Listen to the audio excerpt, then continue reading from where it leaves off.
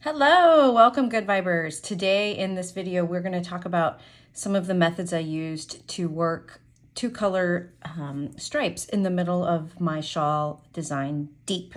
So on my little practice swatch here, we are ready to work stripe A. So stripe A starts out with joining our contrast color. So we're going to join our contrast color of yellow. I chose two really bright very contrasting colors here just for demonstration purposes. And in our instructions, we're going to knit for a prescribed number of stitches. I'm just going to make up a little bit of a number here. So there's also increasing and decreasing done on your edges. I'm ignoring that right now just for the purposes of this demonstration. Okay, so we're going to pretend that we've knit the number of stitches required in our contrast color, yellow. And now the instructions say, with the other end of our main color ball, we're going to join our yarn and we're going to knit to the last two stitches and do the shaping.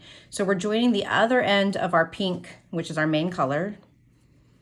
And for now, all we do is join and we just leave everything kind of hanging on the back, our new end and our yellow end. All right, so we're going to knit to the end and we're going to come back on row 2. That tells us to knit with our main color, which is pink, to the color change. So let's do that really quick. Okay. We've come up here, we're getting close to our color change. So we're knitting up to the color transition, color change. And now we're going to use some intarsia techniques to make sure we don't leave any gaps here. First off, I'm going to just tug the end tail down of my main color just so it's not so loosey-goosey. Things are always loosey-goosey at intarsia breaks in color, so that's normal. And so what we need to do, because we're transitioning from garter stitch in our main color to stockinette stitch in our contrast color, to do the twisting of the yarns on the wrong side, we're going to bring our main color to the front like this. And then we are going to cross this over our contrast color, which is the yellow. And that will help to anchor these colors together. And now we'll go in and we will purl to the end, as our instructions say, with our contrast color. So we're going to go to the end and we're going to come back on row 3, which will be knitting with our contrast color back to this color change. So let's do that. Okay, we're looking now at the right side of our work. And here we have the beginnings of our contrast color stripe in stockinette stitch, and then the continuing of our main color in garter stitch. Excuse that noise. We've got a little construction going on outside. Okay, so we're going to knit in our contrast color up to our color change.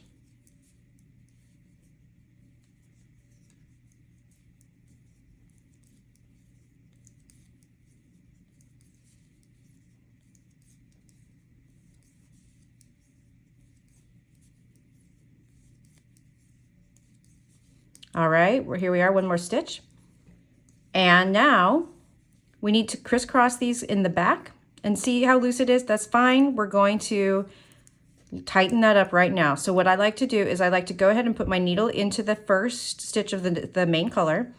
I'm going to lay my contrast color to the left on the wrong side of my work.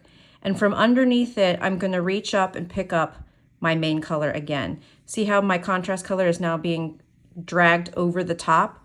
So we will make that first stitch. I like to go into the second stitch and just tug everything a couple of times. And you can even tug the tail where you joined your main color. So if you tug everything on the wrong side, that makes it nice and tidy. And then you're going to continue again knitting down and then knitting back because the main color is in garter stitch. So I'll do that and I'll meet you back here with the transition again. Okay, here we are. We've got one more stitch in garter with our main color. We're going to bring that to the wrong side of the work so we can crisscross on the wrong side with the yellow. And we need to purl the yellow, so we're going to put this over to the left, pick up our yellow from underneath it, And that twisting helps close the gap.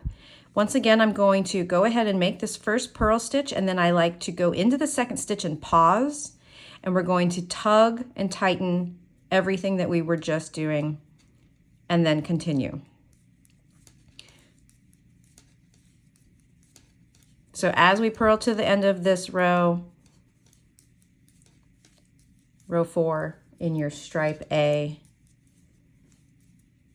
if we stop and we go and look again now back here at our transition area, you can see we've been connecting these by twisting the yarns around each other on the wrong side one time before we continue on in either direction. When you're done and you have tails here, you can use these tails to close up any gaps that remain at the bottom corner and the top corner of your intarsia stripe. So if we look at it from the right side, you can see we have this lovely contrast of stockinette stitch right here, and there is no gap right here. There's a little gap where we joined in our tail, but we're going to close that up with our tail, and similarly we'll do that at the top when we finish our contrast color stripe. So this is how it will work when the stripe begins in the second half of the row for stripe B. You're still going to want to twist those yarns around each other one time on the wrong side of the work before you continue on in either color, and that will keep those areas nice and tidy. All right, happy striping!